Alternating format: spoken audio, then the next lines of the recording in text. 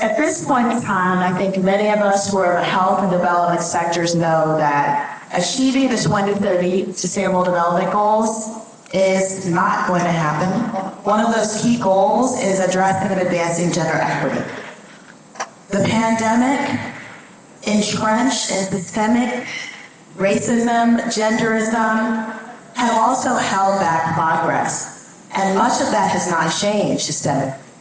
On top of that, the climate moments that we're in right now and its effects are disproportionately affecting women and girls in ways that are unmanageable. Moreover, women and women of color are being attacked with such intention globally that if we don't act now, we are going to lose the race to well-being survival globally. And the last thing I just want to note is there's been a lot of talk about interdependence at this moment. And here we are at a diasporic meeting highlighting the power and possibility of the diaspora. But if we don't agree that the survival and thriving of women is central to the thriving of a powerful diasporic community, you will get nowhere. We will continue to convene in these spaces, have the privilege perhaps to celebrate each other, but this will not go beyond us. And yet, let's breathe it up a bit. I'm sitting on this incredible panel of powerful leaders who reflect philanthropy, education, and all the entrepreneurship investments needed to ensure that women and girls thrive. But it takes an ecosystem.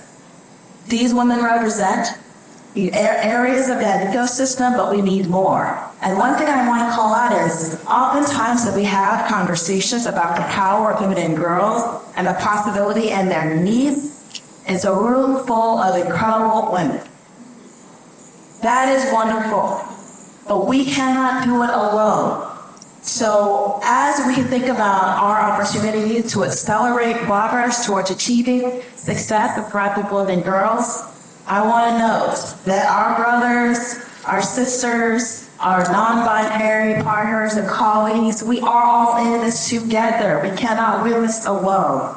So please be sure your takeaway is, in any room that you're in, name a woman of color, as a leader of space, as a person who needs to be sitting at the table, centered in the conversation. That's the only way we'll do it. So with that end, I'm going to bring in the powerful voices of my esteemed colleagues to talk about ways in which they have navigated this complex system, barriers that they have seen, but also opportunities and strategies that will enable us to achieve greater progress. And I want to start with girls. We have to start somewhere. And so let's start with the young ones. My colleague Eric has worked in spaces around education, focusing on girls locally, and brings an important lens to that work. And I say, DD, can you tell everyone about the work that you're doing? Hi, thank you for having me. I'm with Seattle, Washington. I hope to be working on a little bit way. That's very important part of my experience as part of the diaspora community. Any specific job in the hotel. Migration to about my work had at the school starting with children born into 5, so politically. And in that space, we focused a lot on others, connection between babies and their parents, and then also K-12 education. I now work in single women working on education policy. Yeah. I have a colleague here, a mentor, but also a Wakari nursery, and she will tell you what that is in our moments, but also a philanthropic and investment expert when it comes to thinking about how to center investments of women and girls. Ada, can you tell us a little bit about not only the importance of philanthropy, because that's one thing, but the importance of equitable financial investments at a greater scale beyond philanthropy that can help advance the success of women and girls? Hi.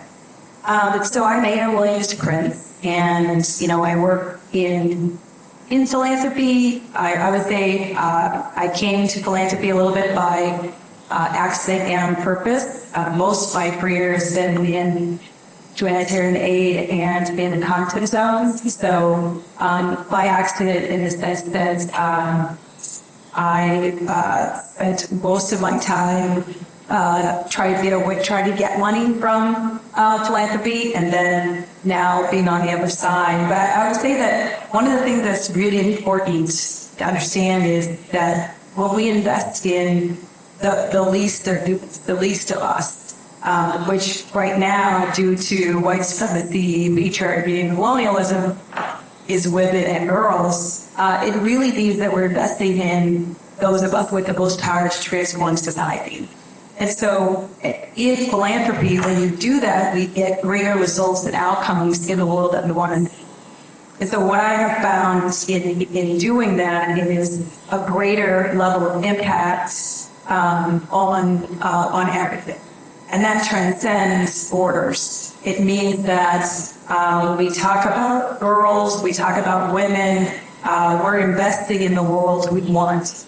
And so that's my experience. That's what my experience has been. I just gained like 40 years in this, 10 years in this. I ain't for 25, So I don't know how those maths are mapping, but I can tell you that when we look at being here at this festival and seeing people from both communities all over the Americas, but all over the United States, and all over the world, I know that when I talk to girls